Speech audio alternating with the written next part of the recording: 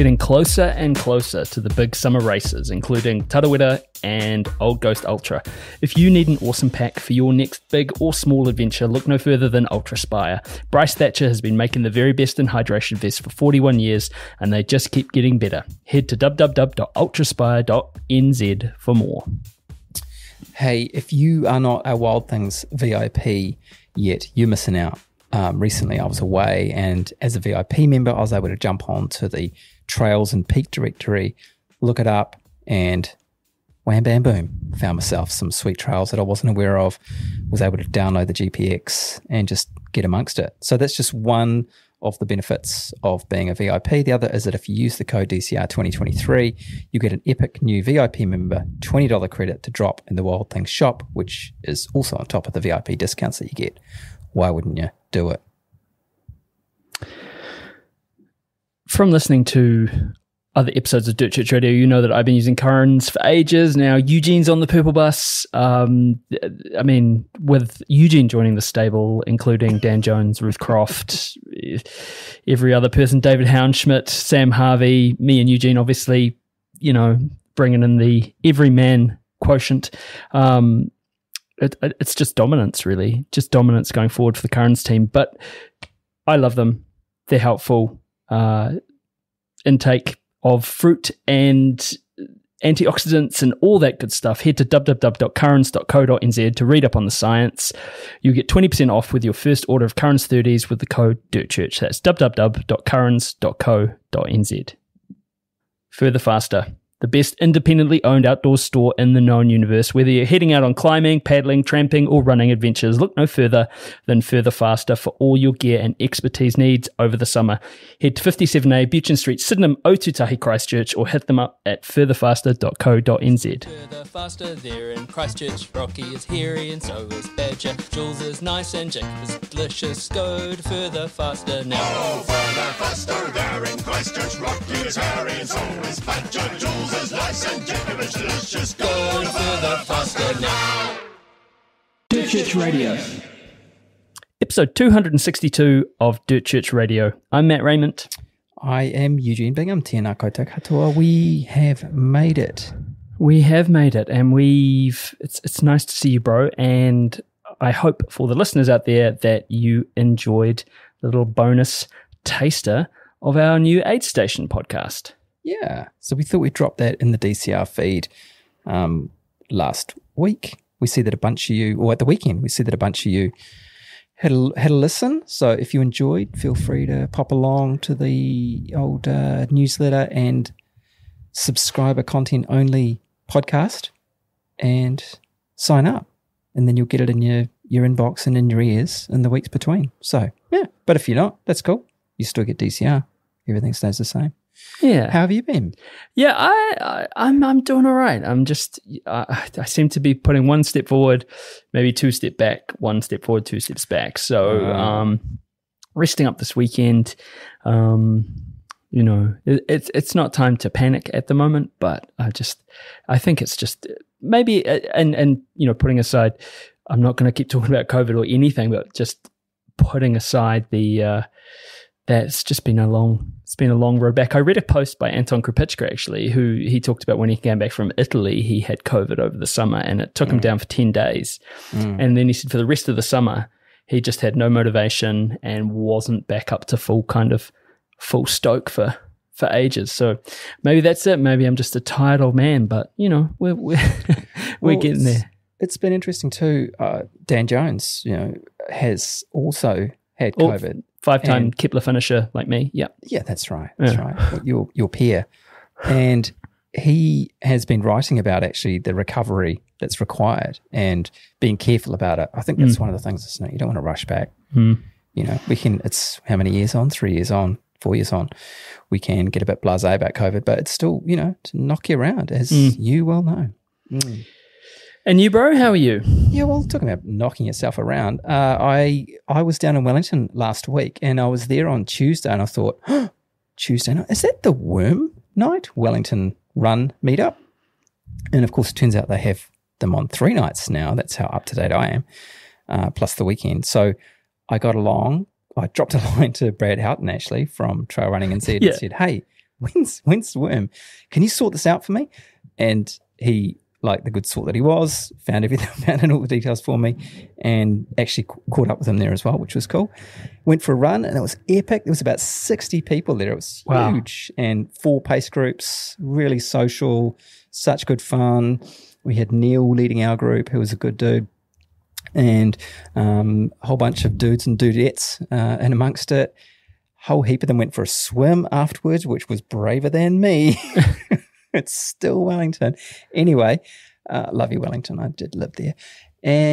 But on the way back down the hill, I twisted my ankle. Not badly, but just sort of like, noticed it afterwards. We went to the pub afterwards and, caught up and socialized. And then walking home, I was like, that's just a bit niggly. So it was sore in the morning when I got up. And of course, being a cautious, careful runner, I went for a run. This is the way. And then the next day I went for a run. I'm stupid. No, this is the way. But it wasn't getting better. So I rested it on Friday, and then Saturday, Sunday I rode my bike instead of going for a run. So we'll see. I'm booked in to go and see someone about it. It's not a bad one. And I was just saying to you, Matt, off mic, if I wasn't running Old Ghost in less than a month, I wouldn't really be worried about it. Yeah. It's just that I don't want to mess it up now. Yeah, when you got more at stake, it's harder, isn't it? Yeah. So it should be all good, but, ankles crossed. Ankles crossed. This week, what is becoming somewhat of a tradition on Dirt Church Radio, we're joined by Kerry Suter and Ali Pottinger for the great Tarawera Ultra Trail 2024 preview. Thousands of trail runners are, in the next few weeks, going to be descending on the trails of Rotorua and for Tarawera Ultra Trail, and we have a catch-up with these two legends. They're the brains and the brawn behind Squadrun coaching, and Kerry, of course, 2-time winner at Tarawera, including the inaugural year. So we talk all about the elites as well as the course changes and how you can best get yourself around the trails and have an awesome day. So there's something there for everyone. A couple of updates. One, we talked about Sage Canada coming. At the time, he was on the list for the 100 miles, so we talk about him in the context of that. But he's since switched to the 102. We also talked about Robin Leach doing the 102, but that's just my slapdash approach to preparation. She's doing the 50K. So sorry to promote you up to the... Maybe, with your encouragement. I believe in you, Robin. Yeah.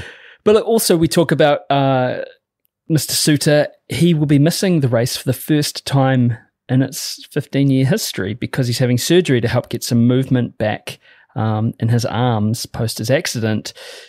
You'll hear about this, and he's had the surgery at time of you're listening to this, and we just want him to know that we're thinking of him, and we will be carrying him with us this year, as I'm sure many of you will be too. And for those who don't know, Kerry had a serious, life-changing mountain bike accident coming up a couple of years ago, leaving him with a broken spine. So, yeah, just heal well, bro, and look forward to seeing you soon. Greatest run ever. Greatest run ever. Greatest run ever, which is the part of the show where we ask you to write into us and tell us your greatest run ever. Doesn't have to be a race or a mountain summit, might just be a run around the block, something that's sung to you for some reason. Send them in to us at dirtchurchradio@gmail.com. And this is from Rob. While I consider myself a trail runner, I'm afraid that when I stop and think about my greatest run ever, I'm a fake, a fraud, and a phony. It's not a race or a mountain summit. It's not even a run around the block. It's not even outdoors. My greatest run ever was on a treadmill. To set the scene, several years ago, as an obese person, I decided to take up running. I knew nothing about it at all, so naturally I went out and immediately bought a treadmill and put it directly in my living room. I was mocked by my family and friends and told that it would be used just for hanging laundry upon. But after a few days, I gave it a shot. I made it 160 meters, and even that was difficult. Over the course of a few weeks, I managed to get up to about a 1 kilometre here and there sporadically. I decided to embark on a couch to 5K plan, but after several misstarts and setbacks, I eventually got my first ever 5K done. It felt magical. The day of my greatest run, I was attempting a similar 5K on the treadmill. I'd only managed the 5K to that point a couple of times, and as the distance approached, I was utterly knackered. I didn't own a running watch back then, but I can tell you from the experience now that I was running everything at the utter red line, 100% max heart rate. As an obese person, that wasn't fast time-wise. However, something happened at that moment. I felt a desire deep down that I didn't want to go on being this way physically, and that the process I was currently doing could fix that situation in a very direct way. A red mist seemingly descended. I paused the treadmill for a brief moment, went into the kitchen to grab whatever I could. I didn't know what I needed exactly, but I knew people who usually ran ate stuff, so I came back with a variety of snack bars and bottles of water and pressed onwards into the unknown distance-wise. The rest of the run was a blur. I barely remember any of it, but I can say that I ran harder that day than at any other time since. I somehow got to 15K and I remember thinking, I'm going for the half marathon right here, right now, even if it kills me, and I meant it. An absurd goal that morning, to be sure, but at that moment, it seemed possible somehow. My wife returned home to find me laying on the floor, the room covered in empty wrappers and drink bottles. I'd managed it, and God, it felt so good, but I was utterly spent. That run, 8 years or so ago, was the exact moment that began a fairly massive weight loss and sparked a love for running. I'm now happy to say that I'm firmly an outside runner, and I look forward to doing the Tarawera Mile this year, but I think back fondly knowing that it all started with that run. That's my greatest run ever. P.S. We still have the treadmill. It's mostly used for hanging laundry now. Rob, ka mau te wehi. That is amazing, amazing. Thank you so much for sending that in. And Tarawera Mile, watch out. And holy hecka. Please don't misinterpret my laughing there as a laugh of sort of contempt or something. That was a true laugh of triumph, and also that's an amazingly well written piece. Just the image of the missus coming in and he's like on the ground. Yeah,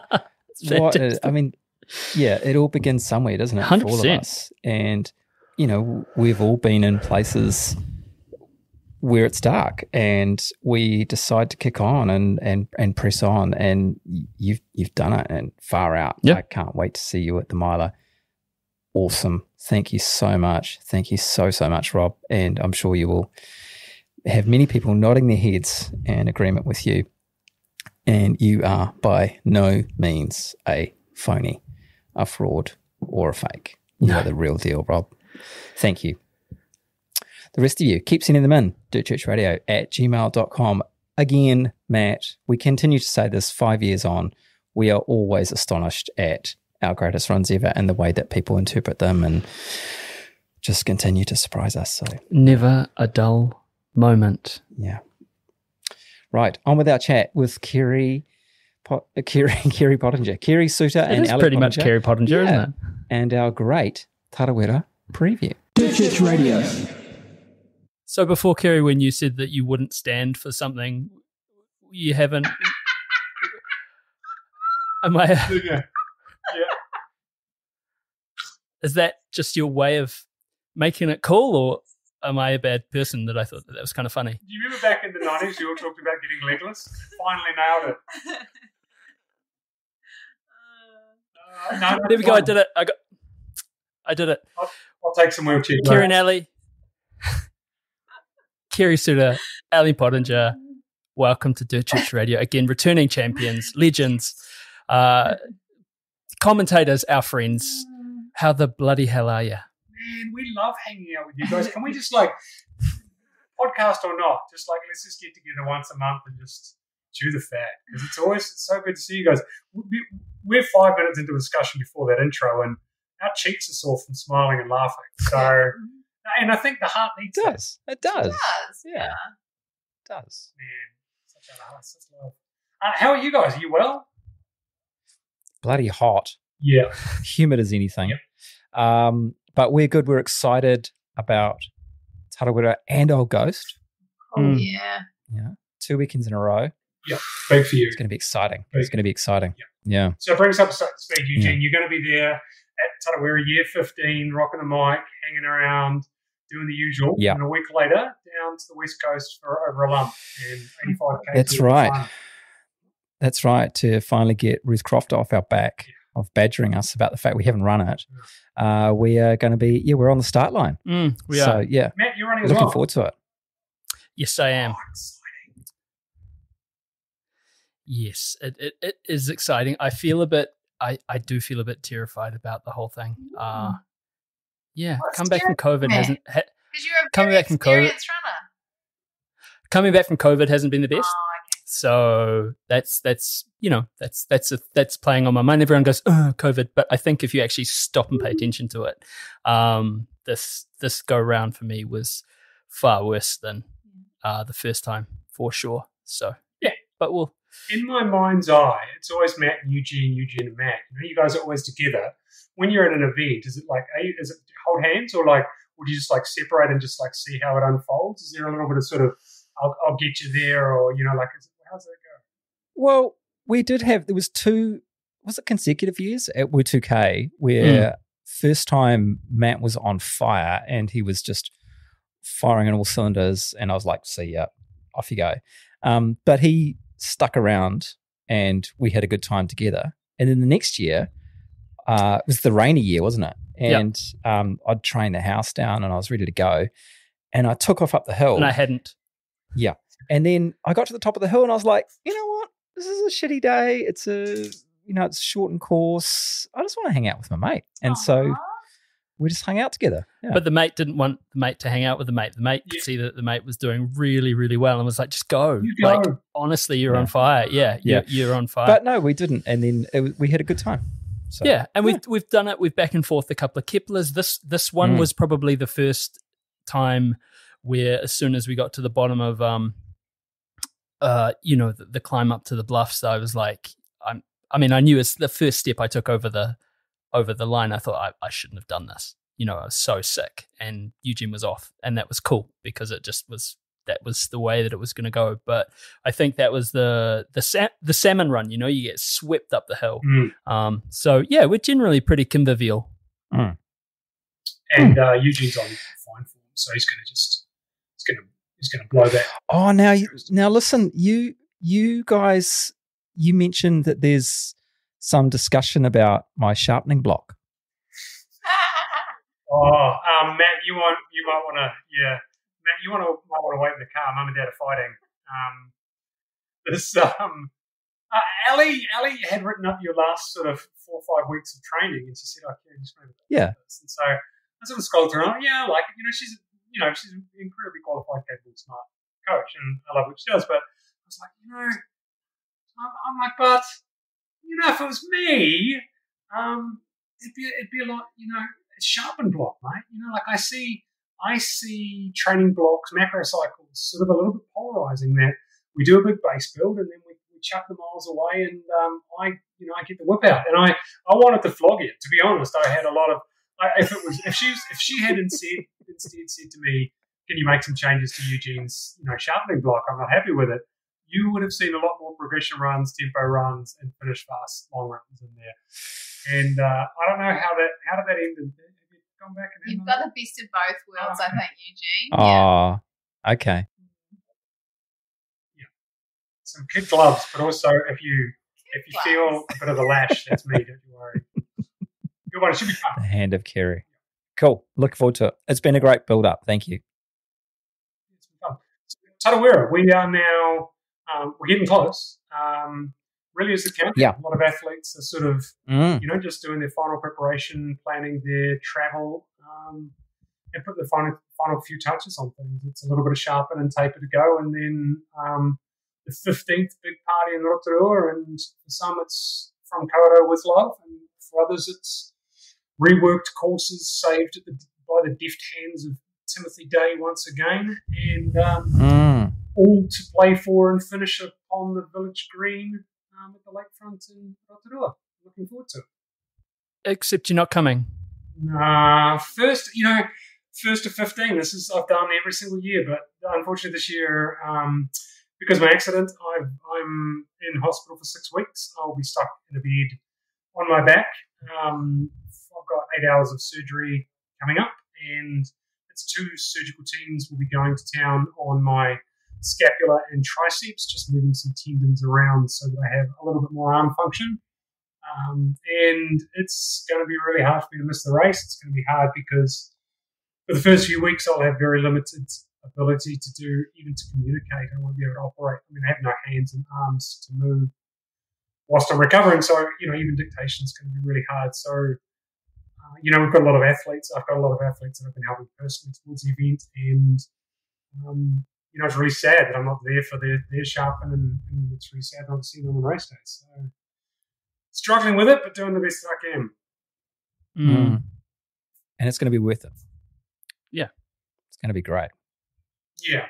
Yeah, I mean, it's still the same event, just minus Kerry. I'm sure Paul Charteris will pop in and do as usual. And, he's probably just him and I. And I didn't mean Tarawera will be worth it. No, Tarawera will be worth it, but your surgery will be worth it. It's going to be, it's going to give you so much more motion, ability. And, triceps are a big thing. And, like I do this and I've been bottom lipping around the place complaining bitterly about how bad it is, but there's people out there in chairs, there's people out there in worse cases, worse situations than me, and there's people going through all kinds of shit from mental health to cancer diagnosis, and it's tough out there for plenty of people losing their fathers or family members that have lost lives through accidents. So I shouldn't complain so much, and look, I'll be fine. It's just a surgery and a recovery block, and I will try and ice by as best I can and join at Tarawera on race day.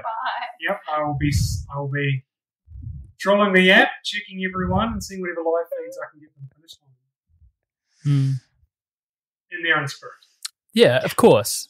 Yeah, in there in spirit. And it's actually not that you need permission, but it's okay to stick your butt on the paper. I'm sure you would rather just not have to do the surgery, right?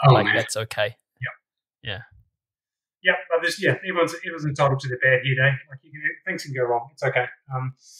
No problems worse than any other. It's just a bit of this. So I'll just walk through. But onwards to Tarawera. Like I know that it's been a patchy few years with COVID and travel and those sorts of things. So I feel like we're starting to sort of really open back up to the world with Tarawera and to be hosting again what will be 15th year, 14th running, and a really international affair. So I see we have, elite athletes from all around the world as per normal. We've got Italians, French, Spanish, Swiss, Japanese, Chinese, South African, Dunedin. It's all represented. The Republic of Dunedin. Yeah. But look back at that first year, Kerry. You were there.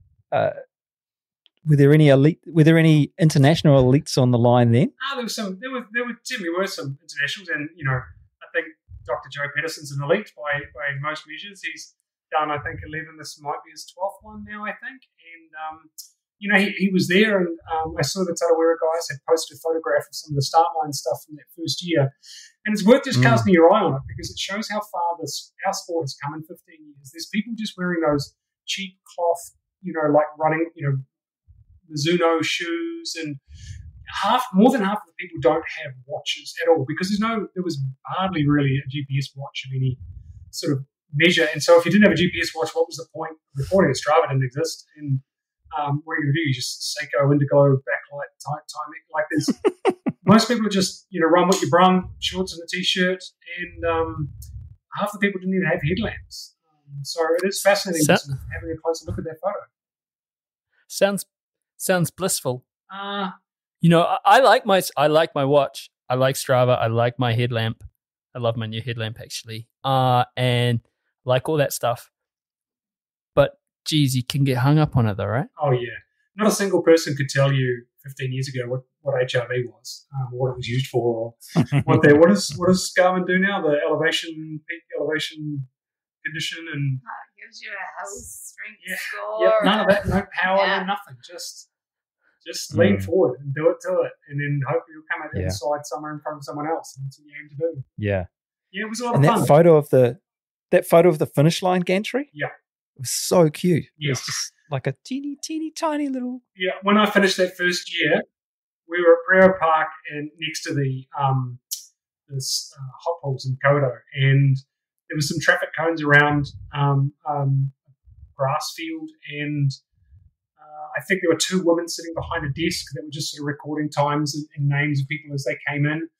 There was my crew of 2 people, and that was it. It was a crowd of 4 people, and to be fair, half of them were surprised when I showed up. So, yeah, it was only the 85K. The 100K didn't get added until the following year, and then sort of it really started to get competitive from there on. It sort of did nothing but grow for a long time. So, yeah, it's great, and it's been great to be part of it that entire time. It's seen I think it's been the birth of ultra running for so many New Zealanders, and it's helped sort of nourish and nurture that culture of trail running in the country. And, you know, it may not, for many, be the ultimate trails in New Zealand. You might argue Kepler or Old Coast is nicer, or, or this, that. But, it is what it is. It's like Western States probably isn't the finest running trails in the US, but, it's sort of the spiritual home for many people.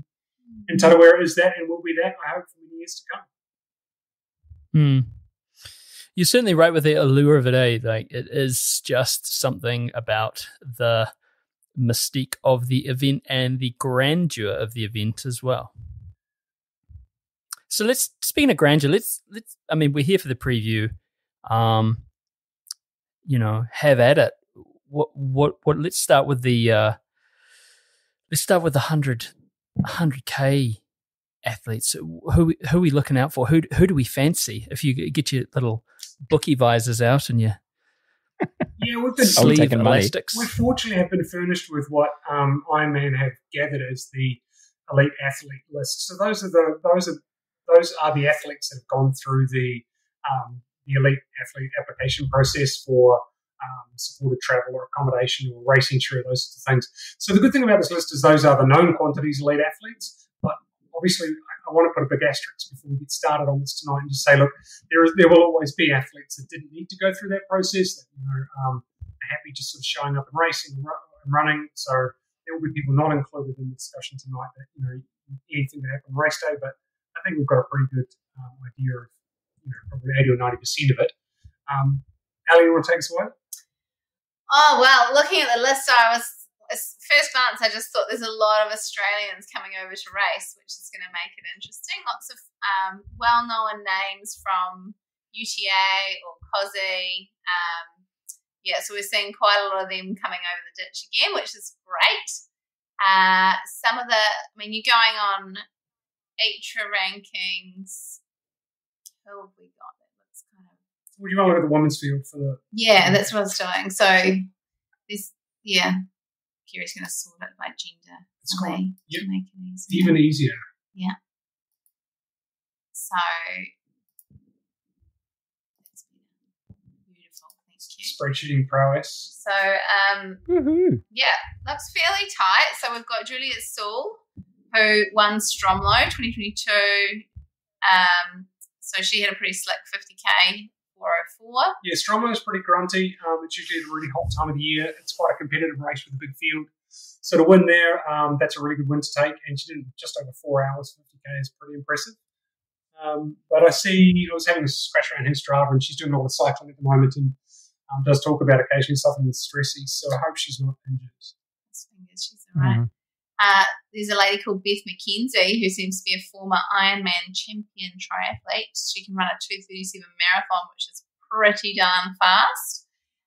We've got our very well-loved Dr. Katie Wright. Never heard of her. She's entered in the 102, which is a bit of a surprise because she kind of prefers her longer distances.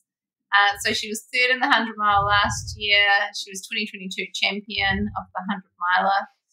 Top 10 at UTA in 2022. 18th at UTMB. She tends to kind of, I would have thought, prefers kind of the mountainous events, but it'll be interesting to see what she can throw down for the 102. And then Sarah Ludovici, who we saw at UTK. So she's a well-known Australian runner.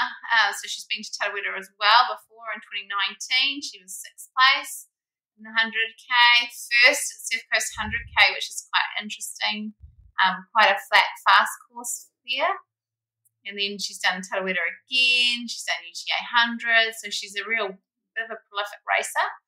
And I'm also going to do a bit of a shout out for our very own amazing athlete, Nikki Everton, who is not on the elite athlete list. She's just entered herself, but she took out the course record for the 100K October Ultra in October, and she was top 10 for Tarawera last year for the 102, and we are hoping that she will have a really great day out because she's an amazing runner. Yeah, that total time was slick. What did she run there? I can't remember off the top of my head, but it was she took Cecilia Flore's record, and we know how slick Cecilia is as well. So that just kind of shows the caliber that Nikki is at.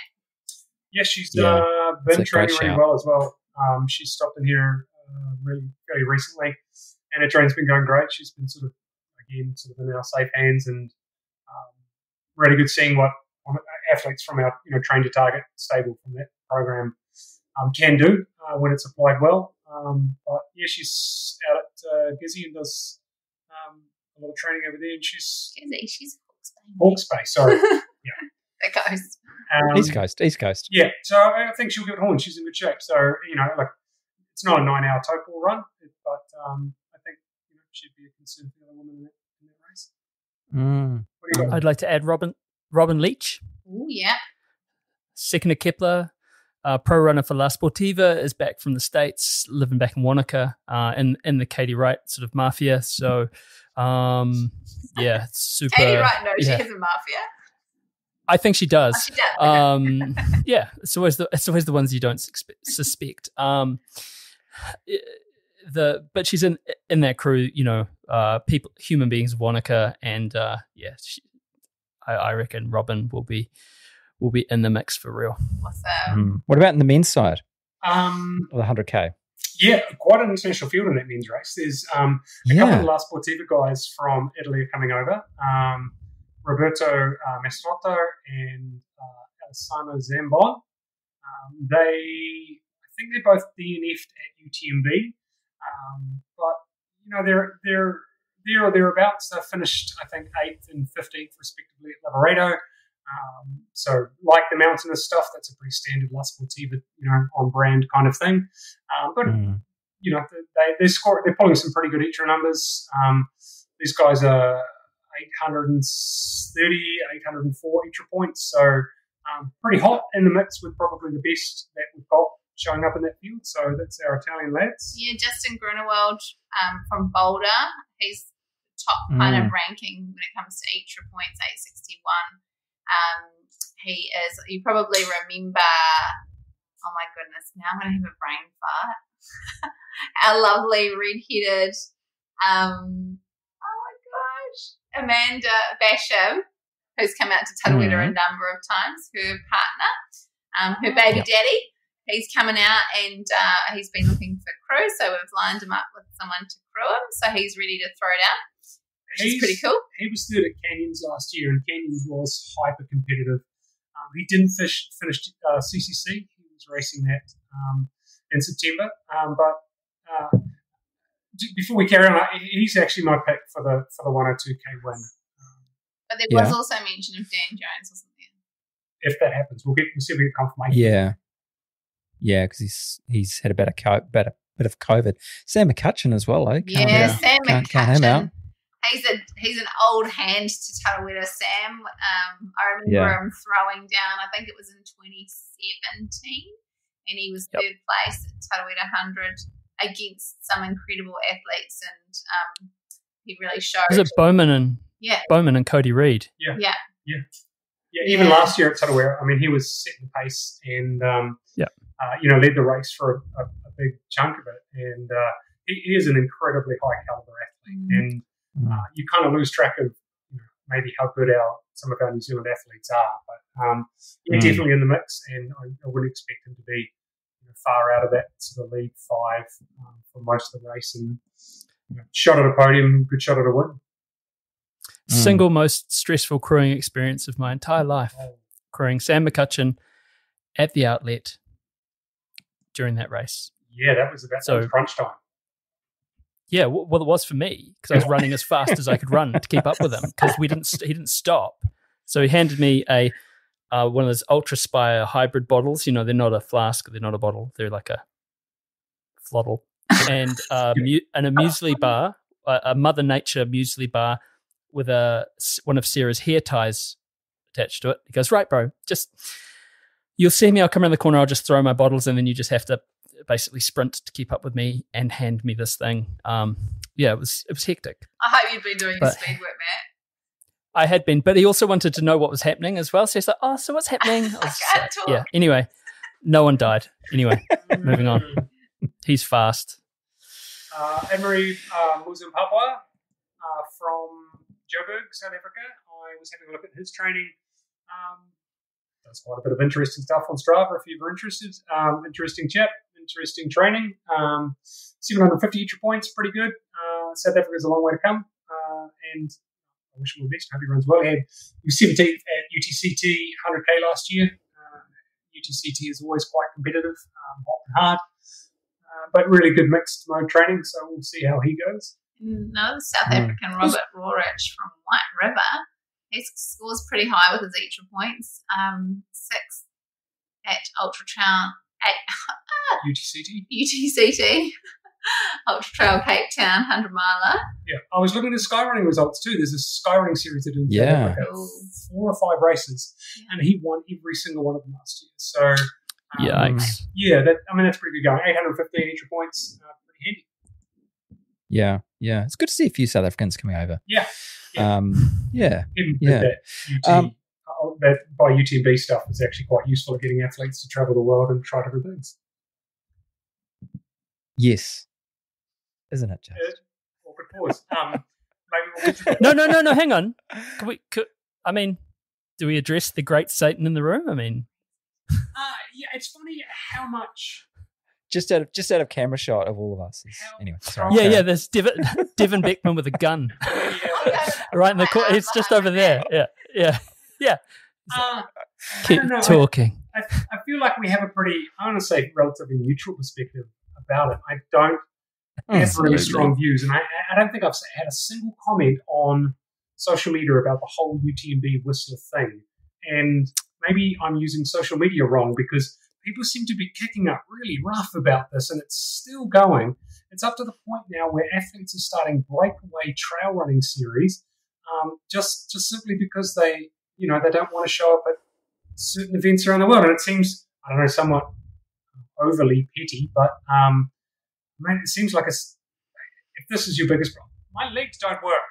Like, there's some big problems out there, and people are having to cry about Whistler by UTMB. I don't know. It kind of makes sense. The company that owns that ski resort own some 20-odd ski resorts around North America.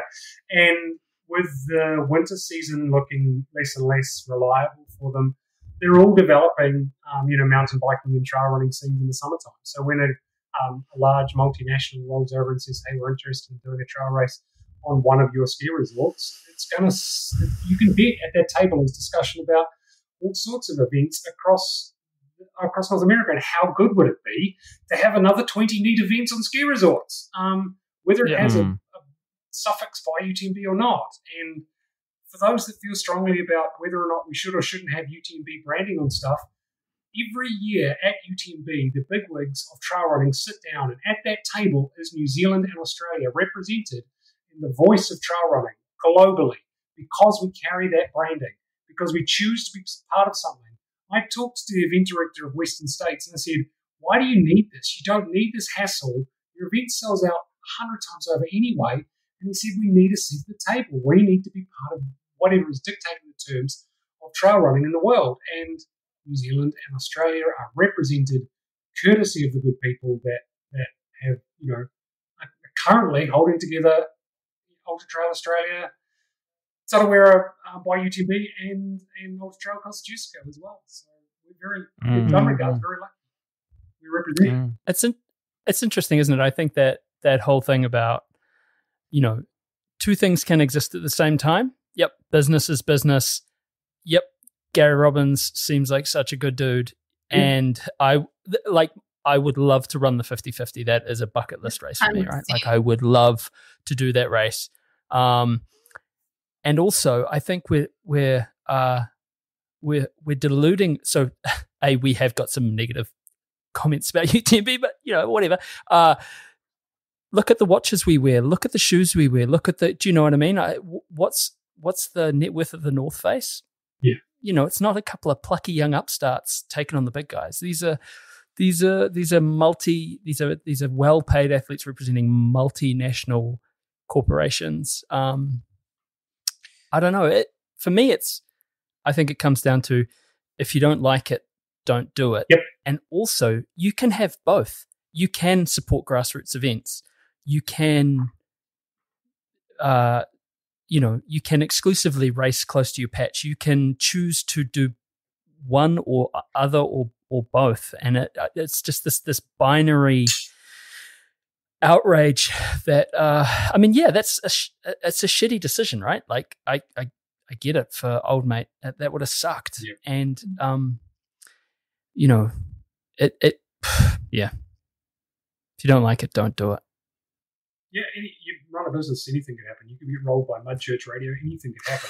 Like, you think the big fish are the cool guys, and then big multinational decides they're going to start up the exact same thing that you were doing, and it's some actual good runners, but they've tried that and they're not as popular. Anyway, is that okay, Devin? Yeah, cool. Okay, thanks. Kelly and Jack will put together a podcast that just crushes your one. Yeah. What are your thoughts, Ella? I think so. I'm going to go on my personal feel, right? Like, we've worked with Tarawera and UTA for a number of years, both pre-Ironman purchase and post-Ironman purchase. And I think it's easy to kind of get caught up in a brand. But actually, it's a pretty small team that put on the events across Australasia. And they're GCs. I actually really like going to the races and working with people that put the events on. They're passionate about what they do. They are fun to work with. They try really hard, and it's not like there's this huge machine that shows up. It's probably a relatively small team of maybe in New Zealand, I don't even know what, 15 people maybe. Yeah, less than that. Yeah. I mean, even if you think about where we've stayed, so in the years that I've been, it's certainly not hotel rooms. I've stayed in a large hilltop mansion where I'm sure pornography was shot. I've stayed in a haunted orphanage with Eugene, and we stayed in a murder house. Can't get more grassroots than that. It's pretty grassroots. The reality is it's pretty grassroots. Yeah. And I think the other thing when it comes to the events that we work with, like, you know what you're getting. You go to UTA, you go to Tarawera, you go to Kosi, and you know that they're going to put on a good, safe event, that they've got all the right things in place. Like, we see the bottom of the iceberg. A lot of people that do the events, they only see the very tip. And I've heard and seen stories from other events that definitely do not have the caliber of health and safety that the Ironman or by UTMB events have. That's kind of the other thing. And stuff happens. Stuff goes wrong at all sorts of events too. So if you're going to start chucking rocks, you better chuck rocks at everything. If you find you and your mates are clinging to a rock in Macetown reaching for your PLB, then your event's gone poorly. If there's a number of events out there where things just didn't pan out well. I mean, look what we had with Wild a couple of years ago. And, that people had lost so much money, and then people from UTA were complaining about having to run a contingency course. And it's like, dude, you get to run your race. I can understand being disappointed with a contingency course, but you haven't lost a lot of money or flights. Like, some of the Australians were around $5,000 out of pocket. So there's that. Plus, it's getting harder and harder to put events on. Like, the red tape is getting more and more difficult. Oh, man, hosting courses. I mean, you all saw Tarawera again. Struggling to put things together. It's a really complicated network of trails with more than 30 landowners. And, people immediately bar up and like, oh, I know a much better course. I'm like, well, cool, Gavin from Tarawera. Do you have permission? Yeah. Shall we? I hope you bought a slide deck, mate, and you've got access to all of it. I hope you met with Iwi for the last 6 months about it. And it's just, I don't know. I think maybe people think it's a lot easier just to draw a line on a map and go, let's just send 7,000 people that way. That'll be fun. I could put on a cool course, but I have no idea how it will work logistically, or from a retrieval point of view, or from landowner permission. Well, look, I can't. First of all, I'm outraged that you're, impugning the honor of the Pataru Punisher, which is the premier grassroots 100-mile event in Aotearoa. But let's keep cracking. We've done that. We've done. I know that. No, I led the diversion. I led the diversion. And stoked the fire of it. This is my skill. Yeah. Okay. Eugene, have you had a look at the 50K. Oh, 50K women. Can we round out the hundreds, Eugene? Anything you want to add to our... No, I did. I added. I chucked in Sam. I remember I put my money on Sam McCutcheon, remember? All right, let's get back to the task at hand. 50K women. 50K women. 50K women. There's actually a few names that... you've got... Yeah. 4 or 5. So, Mel Aiken, old hand in New Zealand trail running scene. Legend. Yeah. Super legend. Third at Race Expo in 2023. Fourth at Woo2K. So tough as 2 old red bands. Mel Atkins, she's unstoppable. And glad she's still rocking it. So yeah, cool. It'll be good to have her. Absolutely. I wish I was there to give her a high five with this one. But she's still got it. She's still racing. Kate Avery. Yeah. British Kate Avery. Yes, British Kate Avery. We did have a. Very impressive. Yeah. Third at Tarawera 50. And third at Tarawera 50. We just panicked, didn't we, Kerry? We didn't know whether it was. Well, I didn't. There was a couple of Kate Averys that it could have been. Yeah. But I checked, and it's this one. Yeah. She's badass. So has done some racing in Australia. So she's done the Tarawera. She just had a run, so that's good. Siobhan Seaver from Australia. Second at the Brizzy 20K last year, third at Buff 50, and first at GCR. GCR is bonkers. So they're all actually quite hilly events that she's performed well at. So it'll be interesting to see how she finds our flatter trails. Yep. Flat fast. Yeah, who else we got? Robin Leash. I couldn't find. That's Matt's friend. But she's doing the 100 toe now, Matt. I probably buggered that up. Okay. Or is she doing the 50? We'll find out, I guess. Do you want to shout her out again?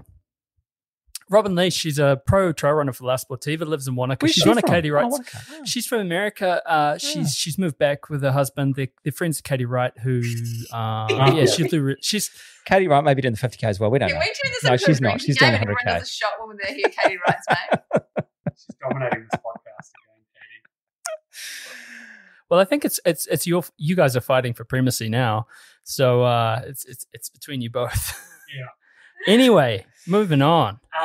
50K is a pretty fast course. It's unchanged from previous years, so that'll be a good one to go off. So it should be fast running. It's mostly forestry road and a little bit of single trail in the Whakabibu forest. So I'm quite excited about this list. Yeah. So we met at Kosi Tuomas Kari, who won the 50K at UTK by 10 minutes. He was just so fast. So that's going to be really interesting to see how the showdown goes, because we've got Michael Voss, local legend, amazing athlete from Rotorua. He has 3:41, I think, is his course record. It's still his yeah, course record. something like that. Yeah, So, and then he just won the 10,000 metre champs the other day. 29 minutes, pretty much 29 flat.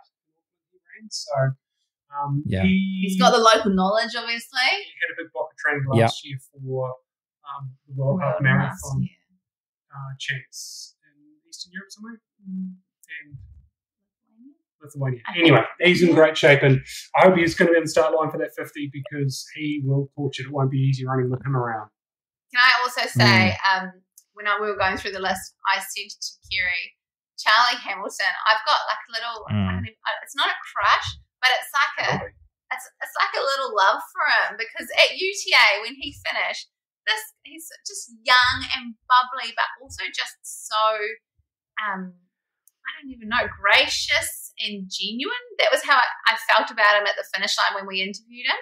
So he was second at UTA 50 last year, 64th at OTC, won the 20K races at UTK in Buffalo in 2022, and just a really neat athlete. He's Hoka sponsored, and I actually messaged our friend who works for Hoka Australia afterwards, and I just said he is such a great ambassador for the sport. Hell of a bass player as well. Yeah, you guys had the music love happening. We messaged each other for the whole of that event about just sending each other music, talking about. I gotta meet him. Who's got the crush? Who's got the crush? Maybe a little phone. We'll do a video. I'd like to say it was a mutual thing. It wasn't just me crushing on him, like. Eugene, did you have a crush on him as well? He wasn't there. I wasn't there, but I was. He'll develop on that. It's okay. It's okay. It's okay. Yeah, Louis Schindler. So I was really surprised to see his name on the start list for the Super 50K, surprised. Usually he's just like an endurance beast, right? Like he does all the long stuff. So to see him on the 50K start line is fascinating. Yeah, he had a tough year last year though, DNF in UTMB and Canyons. So he's not even finishing his breakfast at the moment. So I hope he can get through 50Ks fast because the longer stuff is chopping around. And he's a Carmichael coaching guy, and he did in case you're interested, an old ghost reversey. So he ran the 85Ks one way and turned around and ran back again in some blistering time. Wow. He's a beast. If you look at him, and I know that you can't. It's sort of his robustness and the physicality of him, and just the size of him. He's a beast. Ronnie Spark. Now he's won 6-foot track in 2023. So last year, and 6-foot track is a really prestigious race to win. Mm-hmm. It's 44, 45K. It's been changed. Of course, it's been changed recently. They added new steers for this year's event. That's a hard one to get. So he's 20th at CCC and second at UTA Ultra Trail Australia in 2022 in the 50K there. So can run, definitely a contender, top three contender. He was the favourite for the UTA 100 last year and had to pull. He had the flu, unfortunately, but he'd been training up a storm before then, and Sydney local goes up to on the weekends up to the Blueies and just trains his tail off. He knows a Brit. He wasn't that finish at UTA 2022 in the 50K. Wasn't there some savage sprint that he was involved in? Oh, it often so it's got wheels. The last of the steers. Yeah. The further steers, the number of times that you'll see leads change or the top three positions get a real shuffle in what is, for them, probably about a 12 to 13 minute climb from the forest floor up to the finish line. So it's guts, man. Could you imagine racing, racing someone else for 49 kilometres and you're all just breathing your guts out at VO2 max, holding onto handrail, trying to get to the top, and then, looking over your shoulder, sprinting to the finish line. UTA has seen some incredible stuff. Yeah. Jono Jackson as well, of course, bit of a local legend.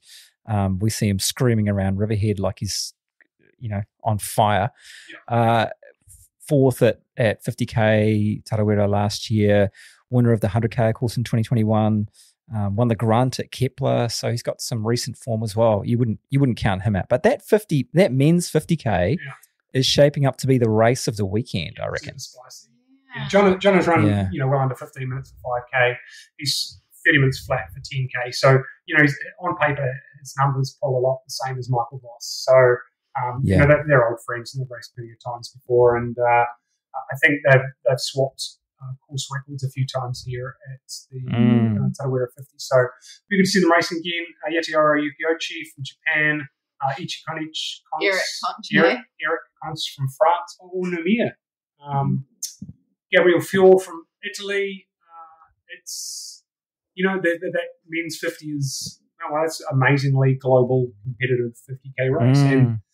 And plus extra New Zealanders and Australians that probably aren't on this list. And we didn't talk about Michael Hooker. So he's Australian.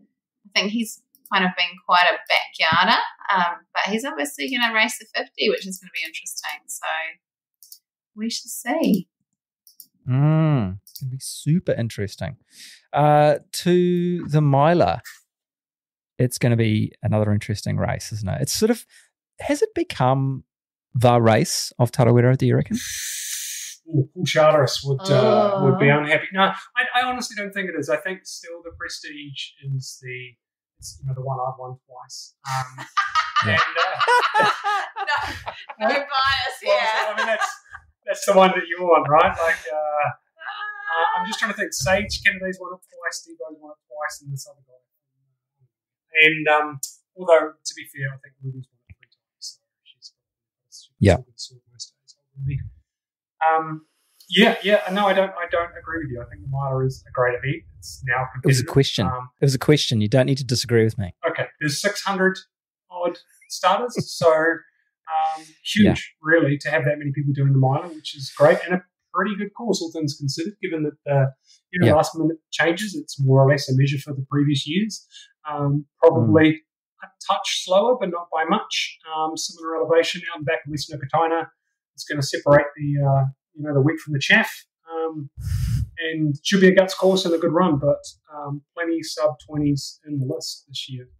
Mm. Yeah, it'll be an interesting showdown for the females. So probably the standout is Naomi Brand. She's raced Tarawera before. She's a really strong runner. And then, of course, Kanoka Azumi as well. She's raced Tarawera a number of times. She won Mount Fuji, Mount Fuji a couple of years ago. Yeah. She's won Northburn. Yep. Yeah, so really strong runner. A lot of experience. Yeah. My pick's Naomi for this one. I think that she's got good form. She's been here plenty of times. She's quite experienced. She's done 6th at the 102. She's been 3rd at Ultra Trail Australia 100. She's been 3rd at Ultra Trail Cape Town 100 miles. So she's got form. She's got pedigree, and I think she's probably got the edge in these other women. But it's all to play for. Who else on the list do we see? Yeah, a few, Australian names there. Chantal Smith, Jessica Schluter. They're both raced Brisbane Trail Ultra 110K. So again, it's quite a hilly event. So they were first and second there. Yeah. So those two, and then we've got Anna O'Byrne from Dunedin. So I see with Strava stalking, she's running around the hills at the moment, getting fit. She was 6th in the 100-mile last year, so probably looking to improve on that. And then Kamino Miyazaki from Tokyo, Japan. She's got quite a high ITRA score. First at Ultra Trail Mount Fuji 100 mile in 2022. And she was, 2023, second in the Tarawera 100 miler this last year. We're in January 24 now, aren't we? Hoka athlete. Men's 100 mile. Takes away. Take us away. Well, purely based on ITRA points, it's Adrian McDonald. He's 900, which is amazing. Right up there. So he was first in 2022 at UTK. We're allowed to say that now, hey? Cosy. 33rd in 2023 UTMB. I don't know anything about him, really, apart from that he's obviously incredibly fast. When you look on ITRA, it usually has the percentile that the athlete is in, and he's in the 100th percent, not even the 99th percent. Whoa! So he's triple figured it, which must feel like winning ITRA for all the importance that is. Who else have we got? Mike Carroll from Canberra. I think Canberra actually offers very like running to Tarawera. It's quite so from a training ground perspective. There won't be a massive difference for him coming over the ditch. Apart from might be a little bit cooler and a lot less snaky and kangaroo-y. Oh, yeah. Canberra's got some great urban running for anyone who wants to go to a city. It's a cool, groovy city that's got it going on, but also has epic trail running in lots of different places all the way around town. Canberra is it. And I know we make fun, Australians make fun of Canberra like we make fun of Hamilton. But it is a really neat place, a really good town to go running from. So Mike should be able to give the course a pretty good push, I think. Very legit, yeah. Who else have we got, Kerry? Your buddy Sage. Yeah, I did message Sage overnight. Normally he gets back to me, but he didn't get back to me, so he's probably very busy. But I see Sage is currently training quite well. I'm sure he wants to get out of the Boulder winter and come back to Tarawera. He's been here a number of times. I think this will be his 4th trip, maybe 5th trip out.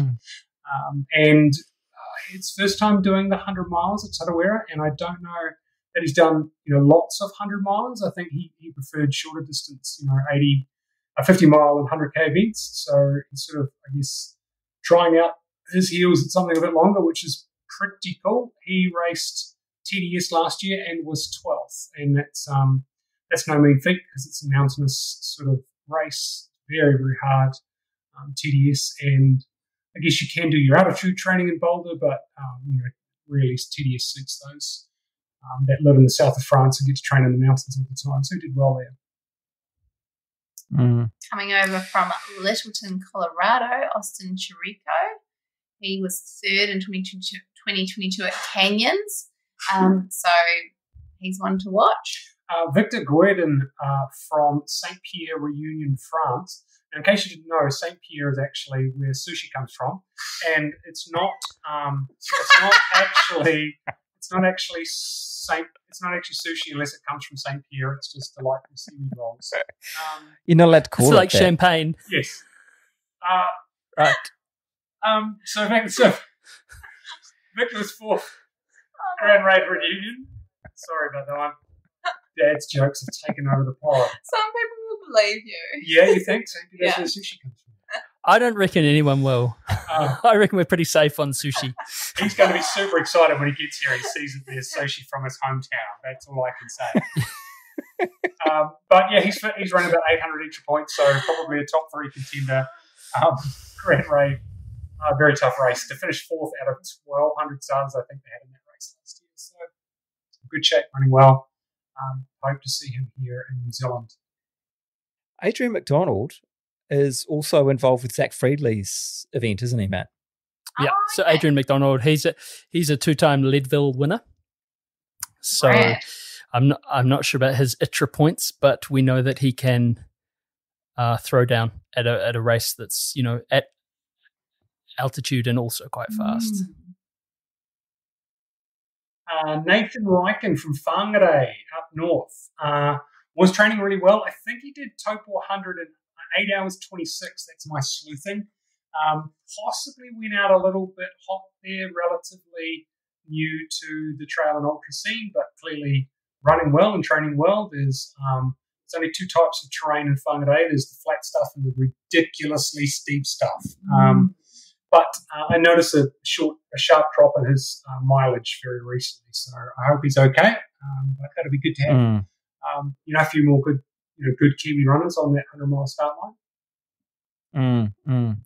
Hey, look, speaking about the start line, we've kind of touched on this a little bit, but this year we are faced with some course changes. We were, of course, all hoping to get back to the old courses, new courses, but nature has dictated again that there has to be some changes with some lake levels and the slip, of course, when the land decided to jump into the lake last year just before the race.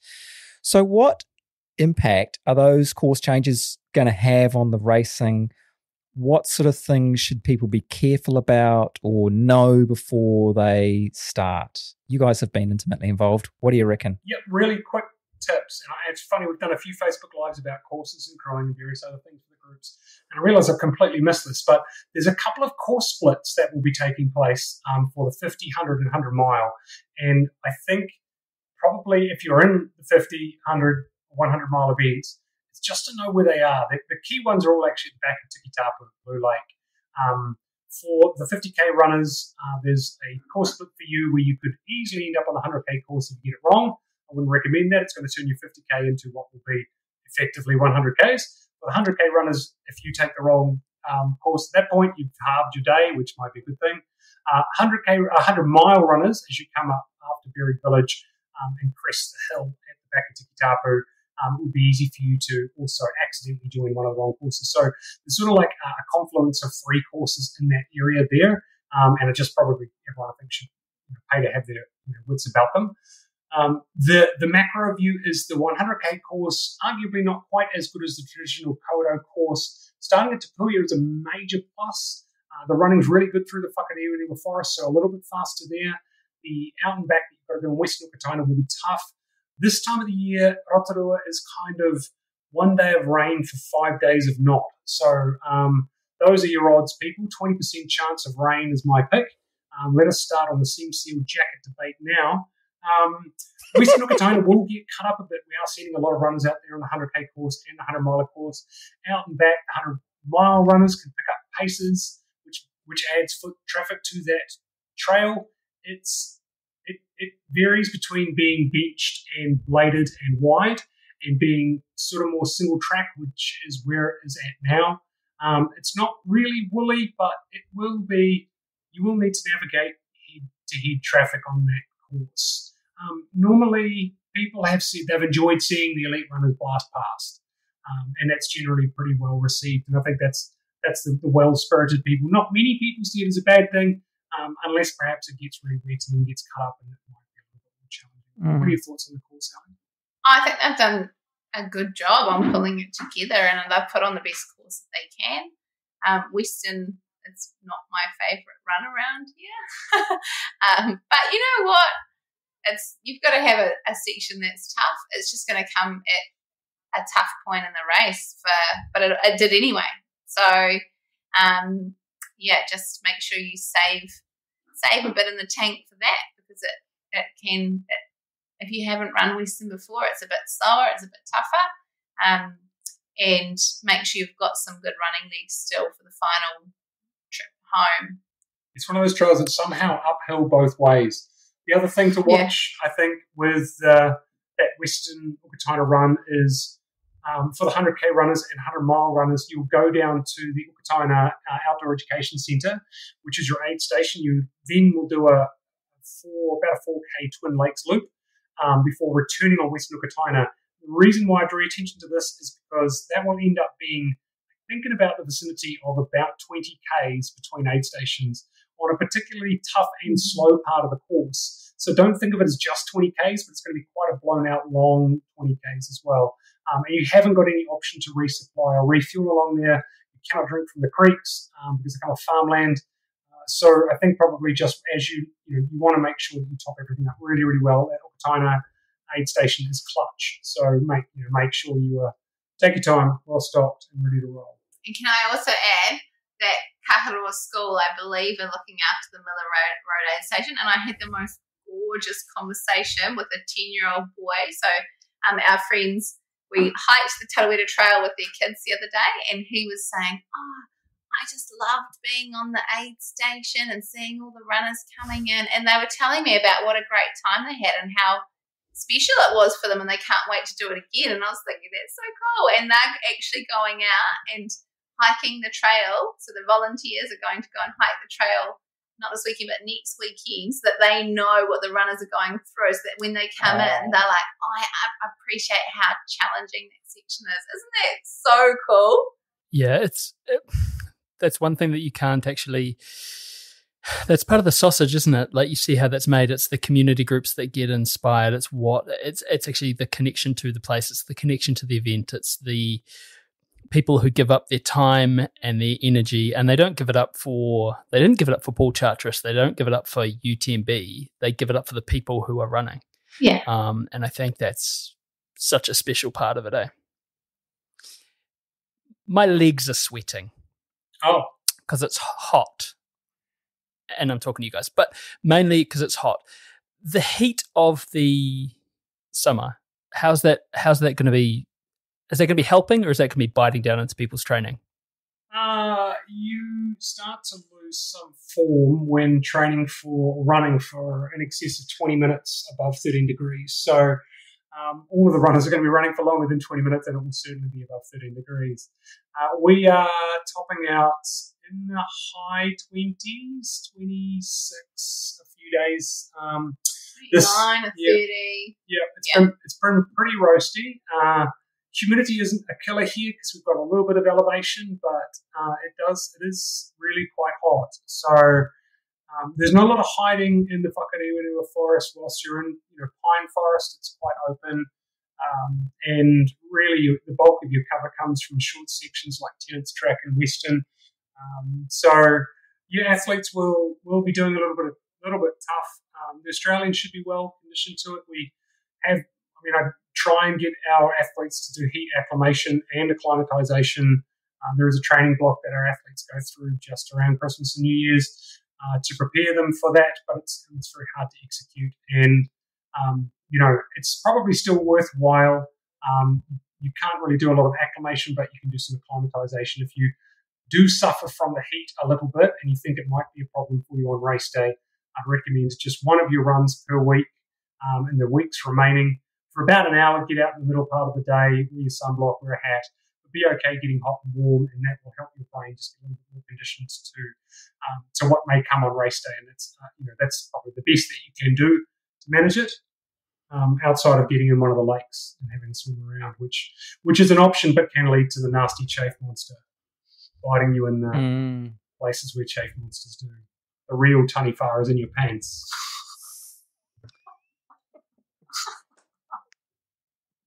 What are you laughing about? Oh my goodness, you've come out with some corkers today, Kerry. It's always time for lubricant. You can beat that Tarawera back.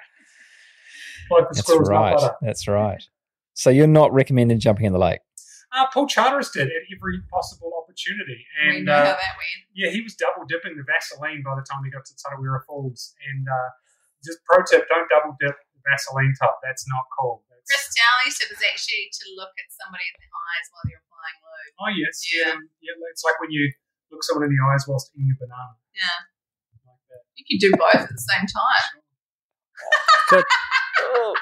Dip your banana. Oh, there's going to be a banana and Vaseline at an aid station. There's a challenge for you. When Dr. Tom or one of his medical crew come over to ask how you're doing, in that moment, slowly peel a whole banana and reach for the Vaseline. I feel like somebody should do this challenge and send it to Kerry as a video for his hospital bed so he can have a bit of joy. Yes. Why were you DNF'd from Tarawera, Dad? I don't want to talk about it, actually. Yeah, you can imagine that. Like that's a ignominious way to be banned, isn't it? Very specific reasons. Yeah. Look at the T's and C's closely. Oh, it's interesting, isn't it? We said it last year on the start line of the miler that we run through Okatina so many times at different points in the race in different directions in both directions, and now we're starting it. So there's the only constant thing in any race is change. Mm-hmm. So it's part of the course, isn't it? And I guess at the end of the day, this is the pain of privilege. Like you don't trip and fall and do 100-miler. Like there's several go no go points along the way. You've trained for it. You've gone through all manner of hardships just to get the mileage done. Mid-February is party day for you guys, and get to enjoy it. And it would be a shame if you're still bottom lipping about the course, having yourself invested so much time in your training, the sacrifice that you've made in your family members as well. So I think just make do and make the most of it, right? Well, that's the thing, isn't it? We can talk about nutrition, we can talk about hydration, we can talk about the courses, but so much of these races comes down to your attitude, doesn't it? So how do you get in the best frame of mind? Ugh, golly. Sing the gambler. So you Poorly. sing. Yeah. No, mental preparation. That's a really good point. Has been shown to make a significant difference to performance on race day, and it's certainly something that comes at no real cost. It's not like you have to put your running shoes on to go and do it. The research shows that having a positive mindset, smiling at other people, cracking some jokes, maybe singing the gambler, or whatever you do, will actually improve your performance. And one of the ones I like to do is just say something nice to someone. Like if you see someone and you think they're running well, or they've got sick calves, or you like their beautiful black or blue jet plane top, or whatever it might be, just say so. Just go anyway, say something nice to someone, and really your performance will improve, but theirs will as well. So that's a real deal thing that you can do. You can. I'm going to give a shout out. There's a great book. I believe it's called Mental Training for Ultra Running by Addie Bracey, and that is an amazing handbook for going through all of the plethora of strategies that you can employ at different parts of your race, really dialing into what your why is, why you're running, what motivates you.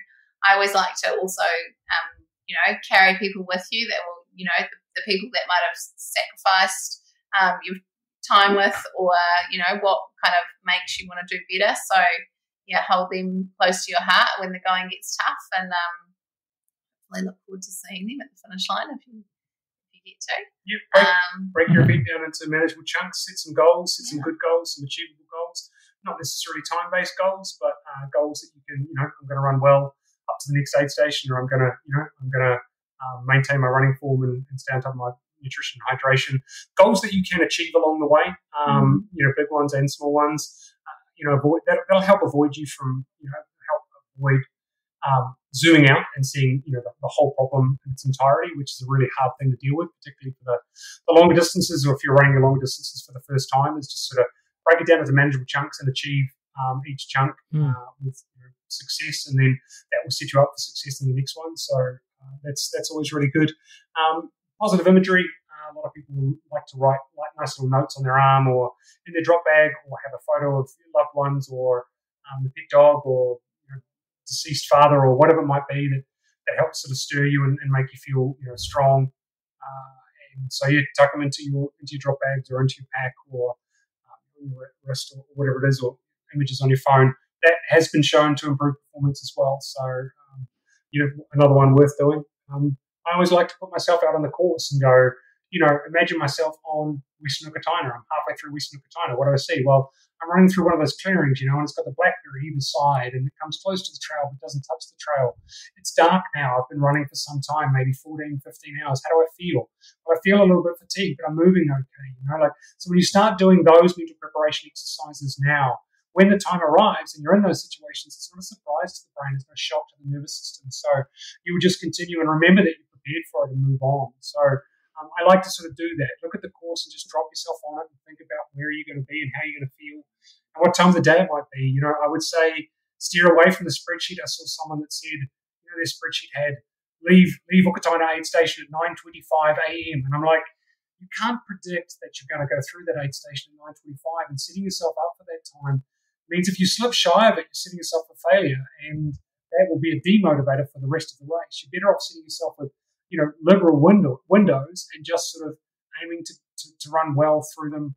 And if they happen, they happen. That's great. The race is what happens when the running starts. So, maybe don't live and die by your stopwatch. We didn't need them in the first year, and I don't think you need them in the 15th.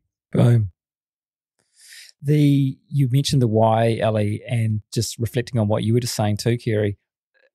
I've learned from experience that your why cannot be connected to a time or a performance thing, because when it doesn't, when it starts to go wrong, when you're not hitting that time or you're not hitting that performance in the way that you won't, and that's your why, it quickly turns to custard. Yeah, totally. So your why is kind of a bigger thing, isn't it? Have a process goal rather than something that's black and white, because it's the difference between it'll either be good or bad for you versus something that you can aspire to kind of throughout the event. The top athletes aren't doing it as well. They're not sitting there going, I need to be at the Whakaitu at 9:15 a.m. and I need to be at Buried Village at 11:22. They're not looking at their watch sweating about their power meter or wattage output. They're just they're running for the moment, and they're analysing internally how they feel and whether their intensity is sustainable for the remaining duration or distance. So I think that's that. Really intuitively understanding your RPE and how it applies to your fuel tank, how much longer you can push at the current pace you're on, and let that dictate your current speed. And the better you get at that, I think that's one of the true masteries of the sport, sort of analysing how much you've got left in the tank and how hard you can push at your current pace for, and adjusting. Aim to be halfway through, half cooked for those doing the 100-miler. Be a little bit wary that 80 Ks isn't halfway. It's probably going to feel like 100 Ks is halfway for a lot of the athletes, and just look at that last 60 for the demons that live there. Such a big day, and regardless of the distance, isn't it? That's the thing that we sort of fall into that trap with the miler, is distance equals probity. I think about the 21. I think about the 50. I think about people pushing themselves right through the field, and we've been lucky enough over those 15 years to be participants and to certainly be on the start and finish lines together. So yeah, we can't. I mean, we're going to miss you, Kerry. Honestly, it's a lot of. I think there's a lot of love in this quartet. Yeah, and that's a strong word to use, but it's the appropriate word to use. And yeah, we're gonna miss you, bro. But there'll be other Taraweras. Oh yeah, number 16. Yeah, a word on the street is that there's a special human that's keen for 2025. So yeah, It's not me. Who's that? Yeah. Kerry and I currently, neither of us have finished 100 miles, so we're gonna. At Tarawera. Well, I have At Tarawera. actually. I got to do it with Tim, so I guess I was kind of lucky there that I got to do it one day when the course was sort of ours alone to have. So I have done that 100 miles, but not unfortunately the way to do it. I was at a point of clarification. Matt, you mentioned that there was a lot of love in this quartet. Now, of course, two of you are in love with Charlie Hamilton. So who's out? Is it me or Kerry? Like, I don't know. Like, who's out? Don't threaten me with a good time, okay?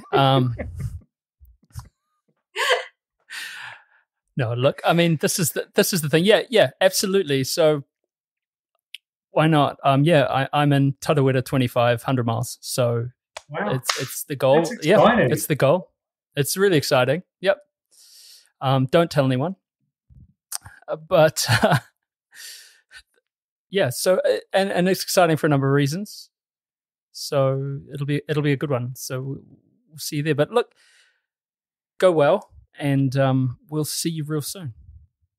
great to chat, guys. I can't wait to be on the start lines and finish lines with you again, and we'll see if we can dial you in, Kerry, or something like that. 'Cause, Yeah.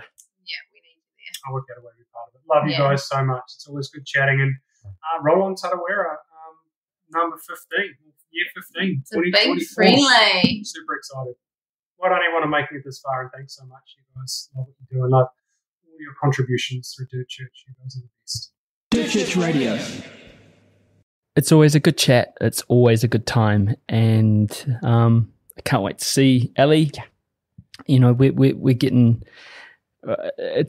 It's been a fair few start lines that we've been on together now. We're getting, we're a good team. It'll be excellent to see Martin and Kerry will be dearly missed, and we know that there will be a large proportion of people who listen to Dirt Church Radio who will be at Tarawera, and will be enjoying themselves and will be challenging themselves, and we look forward to starting you off and welcoming you home. So, and like Kerry said, it's the whole thing.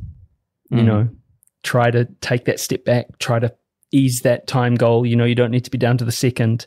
And what will be will be. Oh, most of all, enjoy it. Mm. Just do it. It's so fun.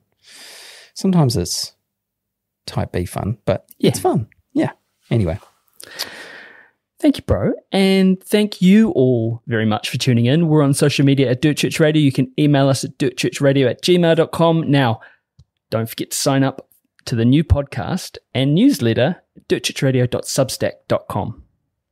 Don't forget to write in too with your greatest run ever. We'd love to hear from you. Have a read of them on the website, and then think of your own one. And then the next thing you do is actually write it down and send it in. dirtchurchradio@gmail.com. Thanks to our sponsors, Scott Running, Further Faster, Currans, Cieli, Wild Things, and our Substack subscribers. Stay tuned for our show in 2 weeks when we have another great guest lined up, and check out our DCR Aid Station podcast next week. Hei kona. Hei kona. Thanks, Rippy.